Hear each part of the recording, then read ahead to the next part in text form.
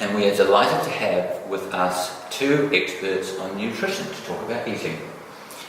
Let me tell you a little about our experts. First, we have Leanne Kurgenvin, sorry. Kurgenvin, yeah. Kurgenvin. Yeah. Wasn't actually, well, we do qualify for that. Who has been a dietitian since 2015. She loves to learn about the world of food and to help people. Leanne is keen on making eating enjoyable along with being healthy. She works closely with clients who may be self-referred or by doctors. Next we have Lydia Marshall, who has been a registered dietitian for a year. Lydia works full-time in primary care at Village Health here in Christchurch. Lydia is fascinated with behaviours of eating, why we eat the way we do, and helping clients heal their relationships with food. Welcome, Leanne and Lydia, to Goals and Growth. Thank you. Thank you. Lydia, first question for you. Can you please explain what a dietitian does and who you would typically help? Yeah, so a dietitian, I think, does a lot more things than what people realise, you know. So we've got a bachelor's degree and a master's as well, master's in dietetics, and that allows us to work in the medical profession. So majority of dietitians work in the hospital, and they're on multiple different wards doing many things. So that can range from anything from tube feeding for some patients, so quite high into nutrition, oncology patients, post-surgical, that sort of thing. Dietitians also can work within the food service of hospital, managing food services. You'll find them in public health campaigns. And Leanne and I have quite a unique role, really, working in a medical centre. So we see, you know, people for basic things, you know, like calcium education, you know, something quick and simple. But we also see people for more complicated things like gut health. You know, people post-surgical that are coming in to see their doctor and want to see us. We see allergies, intolerances. We do little educations for people as well, diabetics, and we definitely do chuck some weight management, weight loss stuff in there, but it's just one section of what dietitians do. It's not just us.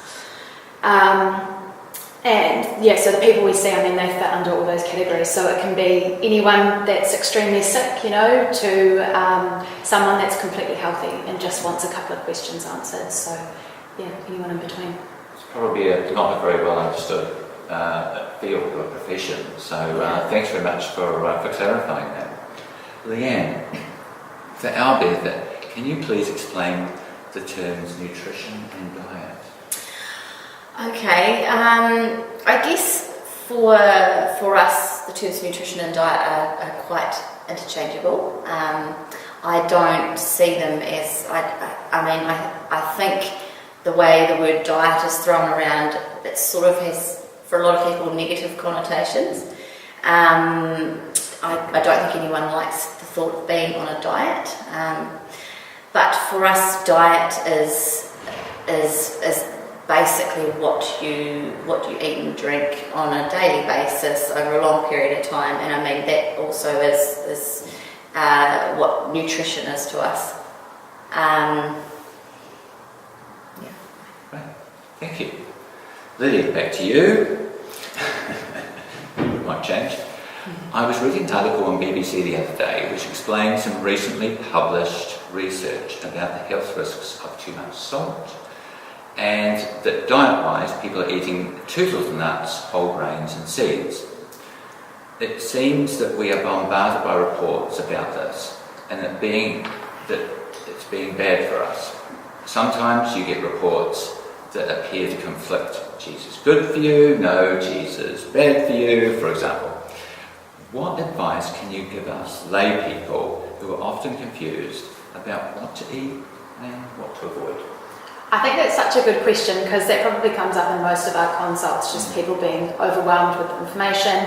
You know, one thing, you know, or the eggs always come up. You know, eggs weren't recommended for us for cholesterol, and now you can eat eggs, and it's very confusing for someone to navigate that, you know, what's happening. I think the biggest advice I have is when you're looking for information, where you go to. You know, there's so many sources now. Your first point of call is always a health professional. So someone that you trust, you know, so someone in a medical centre, so like your doctor or your nurse. Someone more specialised in nutrition, so a dietitian or a registered nutritionist. Because there's a bit of a difference there between a registered nutritionist and a nutritionist. A nutritionist doesn't need to have any qualification, whereas a registered nutritionist is governed by a board. So those are kind of your first point of calls. Then if you're wanting to look for something, you know, online by yourself, wanting to do your own research, it's about where you're actually looking for that information. So first place, again, is some sort of medical website. That's always your best point of call. Or I think a lot of people kind of look at blogs, and I don't think those are the best place to always look, because they don't always use the correct evidence. And that's something that is also quite confusing for our patients. So in nutrition research, it's difficult to find research in the first place because we're working with humans and there's a lot of conflicting factors. We can't say that, for example, cheese, you know, eating cheese will cause a heart attack, because the research just doesn't work that way. You've got someone's age, how much they move, what else they're eating. There's too many other conflicting factors. So what we can say is cheese may cause a heart attack down the future if you eat too much of it. And I think it's kind of understanding nutrition research like that. It's not a cause and effect. This doesn't necessarily cause that, but that may cause this, if that makes sense, if you get what I mean. Right. Yeah. No, that's certainly helped. Some really good places to go and find out what the best advice. Yeah. Exactly. Leanne, what is an area of growing research in nutrition? Okay, I think over the last few years that I've been working with Village Health, I've certainly noticed a lot more patients coming in with gut-related concerns. So they could range from your IBS, which is irritable bowel syndrome, which affects many people, right through to diverticulitis, constipation, general things that many of us have experienced at some point in our lives. But it seems to be that whether people are just actively seeking out advice on these ailments more frequently now, or they are actually more of a concern in the community. And due to an increase in demand in these types of things that we're seeing, there has been an increase in research. It has been for probably the last 10 or 15 years, or perhaps even more. And so we are quite well equipped to deal with these things now. You've probably heard about the low FODMAP diet, which is a short-term diet. It's used for therapeutic purposes to get you through a bout of irritable bowel syndrome. And then hopefully you come out the other side better off. Hypnotherapy, we're also seeing more to do with hypnotherapy and helping gut-related issues. I think the main reason there is that the gut and mind is so closely, they work very much closely together. So if you're unhappy in your mind, then it may manifest as gut problems and things like that. It's a really, really hard area to diagnose. As we can't just say that it's, due to particular things that you're eating. It might be nothing to do with what you're eating. So I definitely think that has been a significant area of change in the last few years. Thanks for sharing that. Lydia, a lot is talked about regarding diet and helping weight loss. Do you believe that everyone should have an eating plan, or is it necessary only if you want to lose weight? Personally, as dietitians, we don't believe in eating plans per se. So we're very much about goals and personal goals as well, rather than creating a set eating plan for someone. And I think that's kind of the difference between us and maybe some other unregistered people that you can see. And the reason we don't, advocate for eating plans is because they're not a long-term thing. They're something that we can do for a short period of time until something pops up, a celebration or someone brings cake into the office, and it's really hard to stick to. It makes it unrealistic. So we don't prescribe eating plans per se. We try to get people to do small goals, work on those, sometimes bigger goals, depending on how motivated they are for a situation, and work more on that. So I think if someone's aiming for weight loss, definitely having your own goals, what you're wanting to achieve, and making small little plans from there rather than having a strict eating plan and trying to follow that. Sounds good. Another question for you, and it's obviously related. We have high levels of obesity in New Zealand. There's a huge number of diet plans out there, so there's no lack of choice. What advice would you give those who are concerned about their weight and what they should eat, about how to start eating better? So it kind of comes back to that last question, as you say. I think the best first thing to do is take weight out of the equation. Weight stresses us all out. We all think about it. It's in our faces. It's advertised to us and everything. Particularly for women, but exactly. I think us men probably get away with it more than we should. Yes, it's it's in most women's conversations day to day, even if you don't realise it. Something about weight or about eating or about weight loss pops up. And it's easier said than done, but trying to push weight out of the subject first and focus on, why are you wanting to lose weight? Is it because you feel more tired, you want more energy? Is it because you're wanting to move about with kids more? Or whatever the reason is, you're wanting to be able to sleep better at night, you're wanting to be able to breathe better at night. Focusing on that, and then from there creating goals to try change that. So rather than making weight loss as your extreme focus, focusing on, general life instead. Yeah. And I suppose having those goals is probably better as far as sustaining those efforts. Yeah, absolutely. Yeah, which is the point of it all. Yeah, exactly. Hopefully. Leanne, we are all about goals and growth. Good segue actually into it, so thanks very much, Lydia. Can you give me some of your learnings about goals, goal setting and their achievements as they relate to nutrition? Like Lydia said, I think we need to keep our goals small and achievable. I mean, some examples perhaps I did prepare were like eating one more piece of fruit per day. That might be your goal for the first couple of weeks. You might not achieve it every day, but if you stick it on the fridge and that's your goal. And you also have to believe, I think, in your goals. That's why it might help in seeing a professional and trusting them, and trusting them that if you play your part, then they'll play theirs, and you'll make gains, you'll move forward. But yeah, like I said, so having small goals, or maybe drinking one more glass of water a day. Most of us don't drink enough water, and the majority of people that I talk to say they feel better when they're well hydrated. That's just a simple thing that we forget to do. And that's a really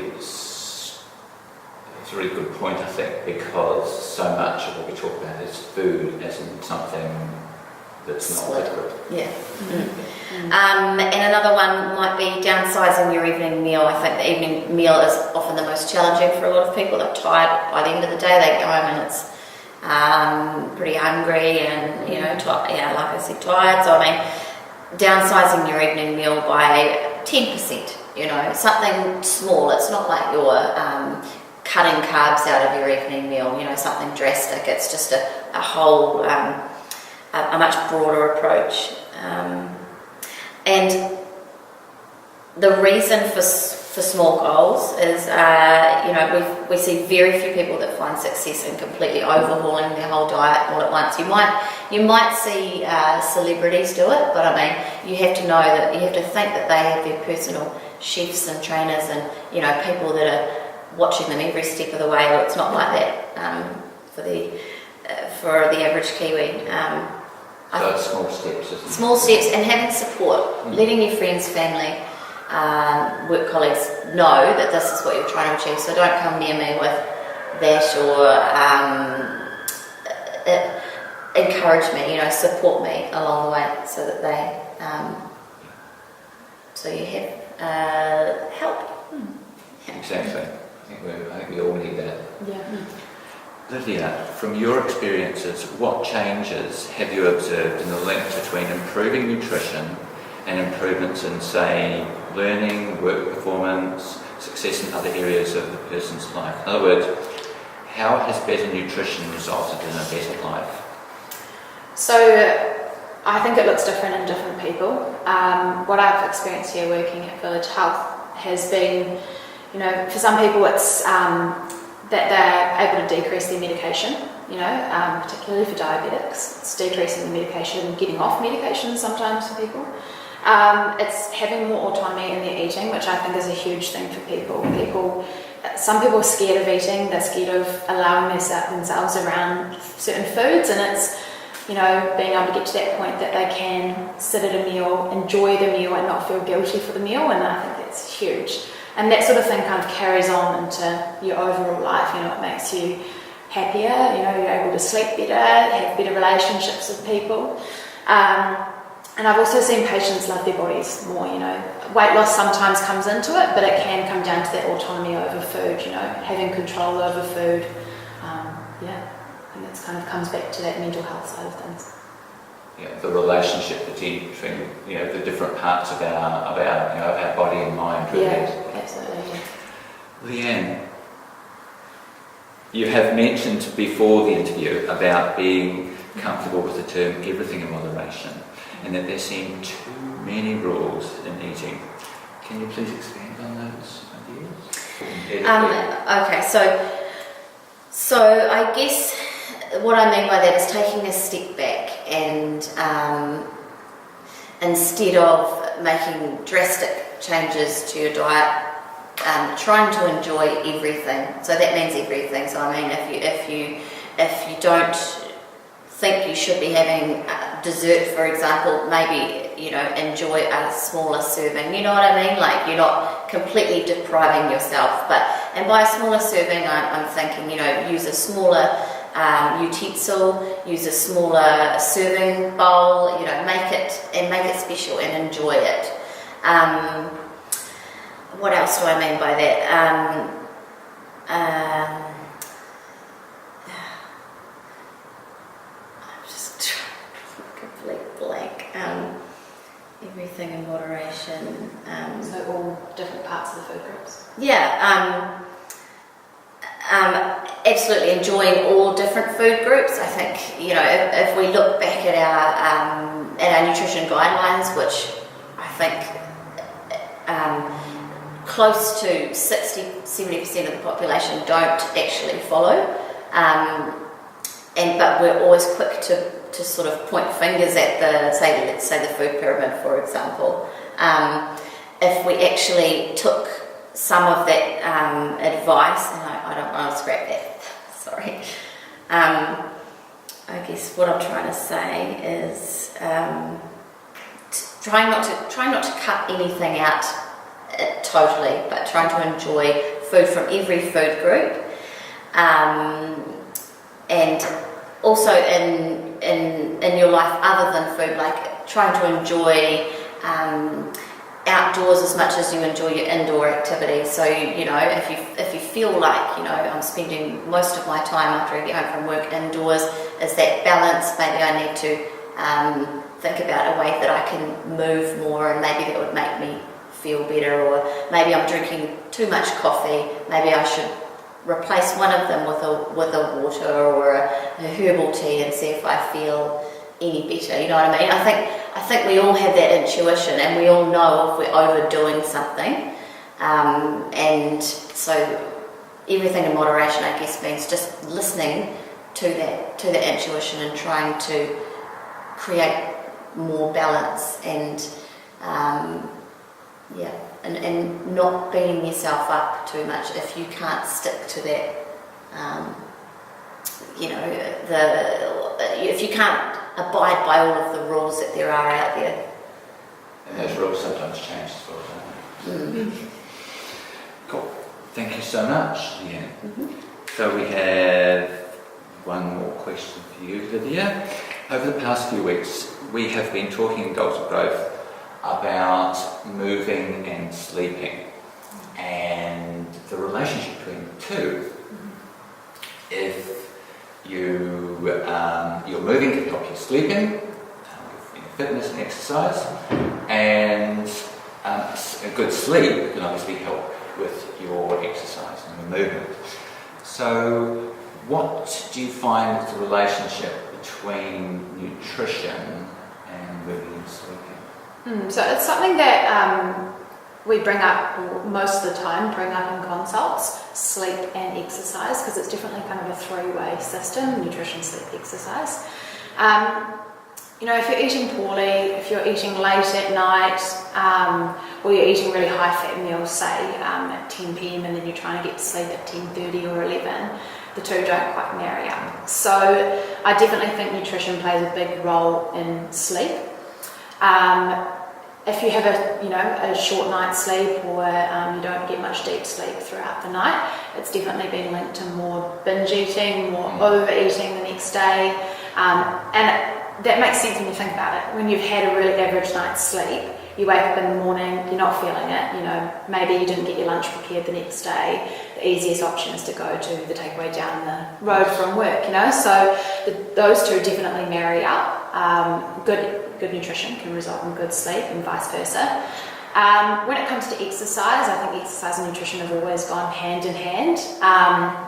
If you're fueling your body with the correct nutrition, then you have enough energy, you should have enough energy to then move a bit more. That doesn't necessarily mean that you're going to be able to go do a marathon if you eat a really healthy lunch, but it means that potentially if you've got something that's really fueling you for the next couple of hours, a nice high fibre lunch with a little bit of protein in it, then you're able to maybe go for that walk after work. And so I definitely think the two marry up. Also, the other way around, so exercise can improve your nutrition.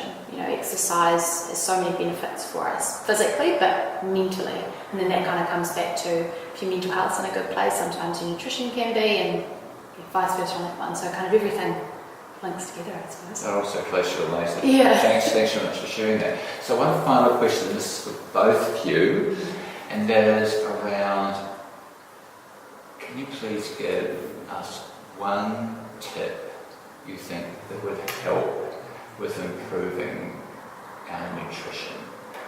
One thing that you think that would significantly boost our nutrition. Obviously, you've given us lots of pieces. Is there one particular thing you think, look, that's a good start? Is it one tip between the two of us, because we did talk about from each. One each. Okay. There we go. Get a chance. Okay. Two for one. I guess not being afraid to try new things. I think we hear a lot that people may not like certain foods or certain food groups for various reasons, and we totally respect that. But if it's simply because you haven't grown up with that particular food, or you're not used to it, don't be afraid. There's so many resources out there to help us learn about how to cook a different vegetable that we're not used to, or on the internet, for example. And so it's easier now than ever to source and create things with foods that we're maybe not familiar with. Don't be afraid to try new things. And if we keep doing the same things, we're always going to get the same result. So I think that's an important point. That while we want to make it as enjoyable as possible, dietary change, there does have to be change, and it's just not being afraid of that, trying to embrace that. Be able to adventures. Yeah. Thanks so much, Leanne. And for me, it's meal prep, something basic. We all live busy lives, when we don't have time necessarily to get home and cook full meals or, make lunches. So meal prep, it does take a bit of time. And whether that's, creating one big dish of food and freezing it for various meals and dinners, or I know some people chop up all their veggies on Sunday for the Monday to Friday coming ahead. So then when they get home from work, they just literally chuck it in the pot. So a bit of organisation, goes a long way. And once you've done it a couple of times, it's quick from there once you know what to do. Saving some time in the process. Yeah, exactly. And it means you're much more likely to eat the right stuff exactly. at the end of the day. When it's there. Lydia and Leanne, thank you so much for sharing your wisdom with us on Goals and Growth. Thank you. Thank you.